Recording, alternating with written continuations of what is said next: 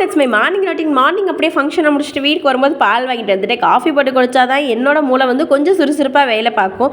Monday ஆனாலே ஒரே மண்டை ஆகிடும் போல் ஓவர் ப்ரெஷர். என் பொண்ணு 2 நாள் ஸ்கூல் லீவு விட்டுட்டு அவளை மண்டே ஸ்கூல் கிளப்புறதுக்குள்ளே போதும் ஆயிடுச்சு. இன்றைக்கி ஹஸ்பண்டுக்கு வந்து லஞ்ச் பாக்ஸுக்கு வந்து ரசம் சாதம் கேட்டிருந்தார். அவருக்கு ரசம் சாதம் பேக் பண்ணிவிட்டு அப்படியே ஃபிஷ் ஃப்ரை பண்ணிவிட்டு ஒரு எக்கு வந்து பாயில்டு பண்ணி அவருக்கு வந்து லஞ்ச் பேக் பண்ணிட்டேன்.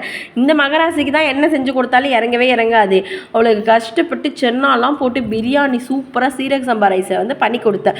அதையும் இந்த குட்டி திங்கவே இல்லை. மத்தியானம் போகிறேன் மேம் அவள் சாப்பிடவே இல்லை அப்படின்னு சொன்னது என் மனசே வெடிச்சு போயிடுச்சுடா. அவ்வளோ கஷ்டப்பட்டு செஞ்சு தரமே இந்த குட்டி சாப்பிட மாட்டேங்கிறாளே.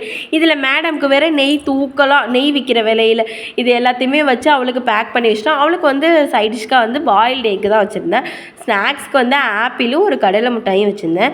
அதையுமே இவள் சாப்பிடலையே. ஏன்னா மேடம் இன்றைக்கி ஸ்கூல் போக மாட்டேன்னாங்களா, நான் கொண்டு விட்டுட்டேன். அதனால் அந்த கடுப்பில் வந்து சாப்பிடாமல் வந்துட்டாங்க. இந்த மாதிரி மோர் வீடியோஸ்க்கு நம்ம சேனலை சப்ஸ்கிரைப் பண்ணிக்கோங்க. நெக்ஸ்ட் ஒரு இன்ட்ரெஸ்டிங்கான வீடியோவில் பார்க்கலாம். பாய்.